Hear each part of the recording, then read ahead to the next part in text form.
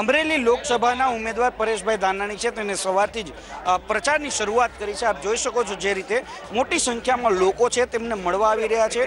અનેક ભાજપમાંથી પણ કોંગ્રેસમાંથી લોકો જોડાઈ રહ્યા છે। ત્યારે ખાસ પરેશભાઈની સાથે વાત કરીશું। પરેશભાઈ, દિવસની શરૂઆત કઈ પ્રકારની આજે રહી છે અને કેટલા ગામોનો પ્રવાસ?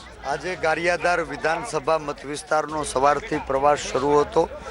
સેંદરડા, બગદાણા, બીલા, જેસર થઈ અને આજે વિરડીની અંદર છું અને હજુ વેળાવદર સીટથી આગળ વધી ગારિયાધાર સુધીનો પ્રવાસ સુનિશ્ચિત કર્યો છે।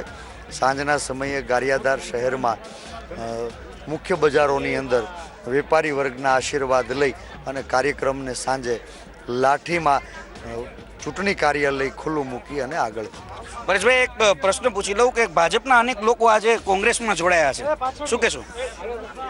આજ સત્તાના મદમાં ભાન ભૂલેલા શાસકો ભાન ભૂલ્યા છે।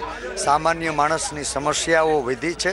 સરકાર તમામ મોરચે નિષ્ફળ નીવડી છે અને નિરાશાની ગર્તામાં ધકાયેલા સામાન્ય લોકો હવે સત્તાથી વિમુખ થઈ હાથને સાથ દઈ અને આ દેશના સંવિધાનને બચાવવાના સંકલ્પ સાથે કોંગ્રેસમાં જોડાઈ રહ્યા। ખાસ આ હતા પરેશભાઈ ધાનાણી કે જે અત્યારે પોતે વહેલી સવારથી જ પ્રવાસ શરૂ કર્યો છે ને હાલ અત્યારે જે વીરડી ખાતે પહોંચ્યા છે ને અહીંયા જંગી સભાનું આયોજન કરવામાં હતું ને આ સભાને તેને સંબોધી છે।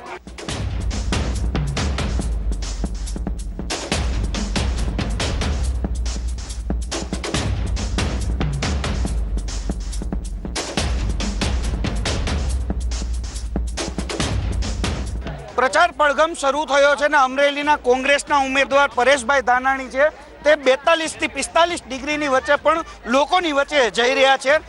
પરેશભાઈ, ખાસ વાત કરવા જઈએ તો ચૂંટણી પ્રચારનો પ્રારંભ થઈ ગયો છે, પરંતુ ઓરેન્જ એલર્ટ જાહેર કરવા છતાં પણ હજી લોકોની સાથે મળી રહ્યા છો। લોકોમાં કેટલો ઉત્સાહ દેખાઈ રહ્યો છે અને પરેશભાઈને કેટલો ઉત્સાહ?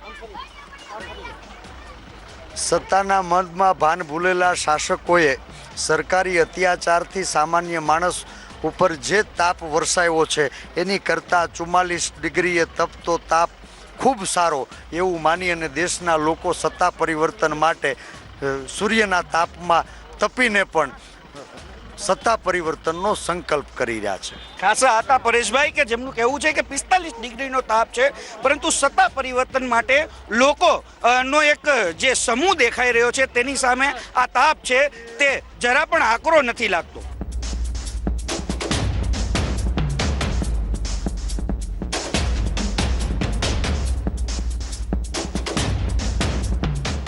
અમરેલી લોકસભાના કોંગ્રેસના ઉમેદવાર પરેશભાઈ ધાનાણી આપણી સાથે છે। પરેશભાઈ, ખાસ વાત કરવા જઈએ તો જે રીતે અમરેલીમાં ભારે ગરમાવો જોવા મળી રહ્યો છે, નાનભાઈ કાછડિયા છે તે હેટ્રિક મારવાની ક્યાંક વાત કરી રહ્યા છે, શું કહે છે પરેશભાઈ?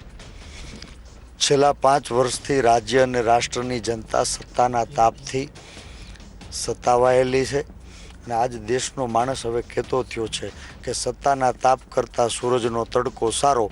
ભર બપોરે લોકો સત્તા પરિવર્તનના સંકલ્પ સાથે આજે રોડ ઉપર ઉતર્યા છે। મને સંપૂર્ણ વિશ્વાસ છે કે ભારતીય જનતા પાર્ટીના ભૂકા નીકળી જશે, કમળ કચડાઈ જશે અને સમગ્ર દેશમાં ફરી પાછો તિરંગો લહેરાશે। પરેશભાઈ, ખાસ અહીંની જો વાત કરવા જઈએ તો અમરેલીમાં શું હજી વિકાસ એવો ખૂટી રહ્યો છે? કારણ કે જીવરાજ મહેતા હતા ત્યાર બાદ જે કહી શકાય વિકાસ માટે અમરેલી જંગતું રહ્યું છે, તો શું માની શકાય છે વિકાસ અહીંયા કેટલો ખૂટી રહ્યો છે? 14ની ચૂંટણીમાં નરેન્દ્રભાઈએ જે વાયદાઓ અને વચનો આપ્યા હતા દરેક ગુજરાતીએ પોતાના ગણી અને આંખ્યું વીંચીને સમર્થન આપ્યું। આજ 5 વર્ષ વીતા રાજ્યમાં ભાજપનું શાસન, કેન્દ્રમાં ભાજપનું શાસન, મોસાળે જમણવાર માં પીરસનારી અને તો પણ ગુજરાતના કેન્દ્ર સાથે જે પડતર પ્રશ્નો હતા એનો હલ કરવામાં ભાજપની સરકાર નિષ્ફળ નીવડી છે। માટે ગુજરાતી હવે બોલતો થયો છે કે નરેન્દ્રભાઈ, અમે તમને અમારા ગણી અને સમર્થન આપ્યું હતું, તમે અમારા થઈને અમારી સાથે જ વિશ્વાસઘાત શું કામે કર્યો? અને એ જ ગુસ્સો, એ જ નિરાશા આવતા દિવસોમાં પરિણામની અંદર દેખાશે। પરેશભાઈ, ખાસ અહીંના જ અમરેલીની જો વાત કરવા જઈએ તો અહીંયા અનેક ખેડૂતોએ આત્મહત્યા કરી લીધી હતી। હજી પણ ક્યાંક ભાજપ છે તે પોતે રાજનીતિ કરી રહ્યું છે, ખેડૂતોના પ્રશ્ન સાઈડ ઉપર રહી ગયા છે। શું માને છે પરેશભાઈ, જે રીતે અહીંયા જો જીત મળશે તો દિલ્હીમાં આ પ્રશ્નો જે છે તે ગજવશે? ભાજપના રાજમાં ખેડૂત દેવાદાર છે, યુવાનો બેરોજગાર છે, મહિલાઓને મોંઘવારીનો વાર છે, વેપારીઓના ધંધા રોજગાર ઠપ થઈ ગયા છે, સરકારી કચેરીઓમાં ઠેર ઠેર ભ્રષ્ટાચાર છે અને એમ છતાં ભાજપના લોકો પોતાને ચોકીદાર કહી અને દેશની ભોળી જનતાને ભરમાવવાનો પ્રયાસ કરી રહ્યા છે. હવે દેશની જનતા જાગી છે. જાગૃત મને સૌ સામૂહિક રીતે મતદાન કરવાના છે ત્યારે મને સંપૂર્ણ વિશ્વાસ છે કે ભારતીય જનતા પાર્ટીના સત્તાના સપનાઓ હવે રોળાઈ રહ્યા છે અને ભારતીય જનતા પાર્ટીનું નેતૃત્વ પણ હવે ક્યાંય ને ક્યાંય એની હાર સ્વીકારી અને એનો ગુસ્સો, એની નિરાશા એની ભાષામાં પ્રગટ થઈ રહ્યા છે. ખાસ નારાયણભાઈ કાછડિયા આપની સામે ઉમેદવાર છે. શું માનો છો નારાયણભાઈ, જે રીતે અત્યારે પોતે આપના ક્યાંક પોસ્ટર લાગ્યા છે એની સામે એને પણ એટલા પોસ્ટર, એટલે અમરેલીમાં કહી શકાય પોસ્ટર વોર ક્યાંક જોવા મળી રહી છે? 2019નો રણસંગ્રામ એ સત્તા મેળવવાની સ્પર્ધા નથી, દેશના સંવિધાનને બચાવવાનો સંકલ્પ છે.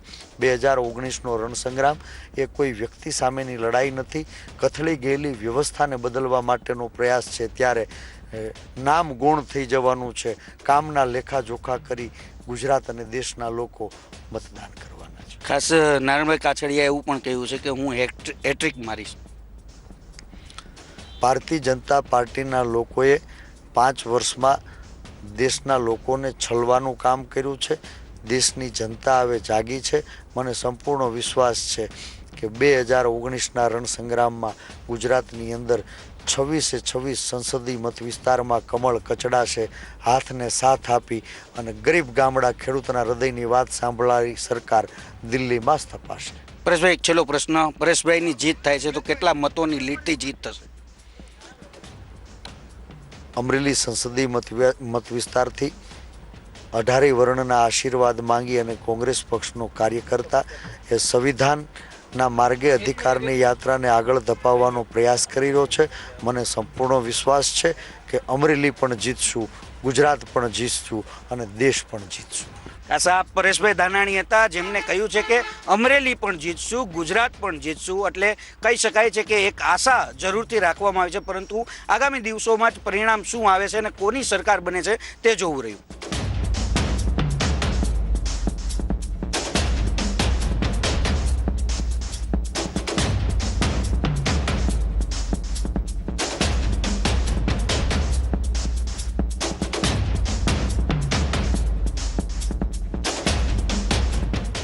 અમરેલી લોકસભાના કોંગ્રેસના ઉમેદવાર પરેશભાઈ ધાનાણી છે, તેને લોકસંપર્ક શરૂ કર્યો છે અને આપ જોઈ શકો છો છેલ્લો પડાવ એટલે ગારિયાધારમાં તેમનો છેલ્લો પડાવ છે.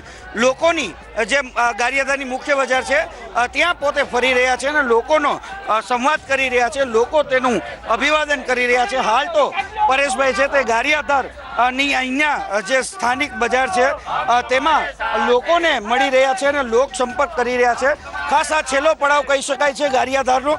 અહીંથી પરેશભાઈની આજની જે સફર રહી તે પૂર્ણ થશે અને આવતીકાલનો બીજા દિવસની સફર છે તે શરૂ થશે.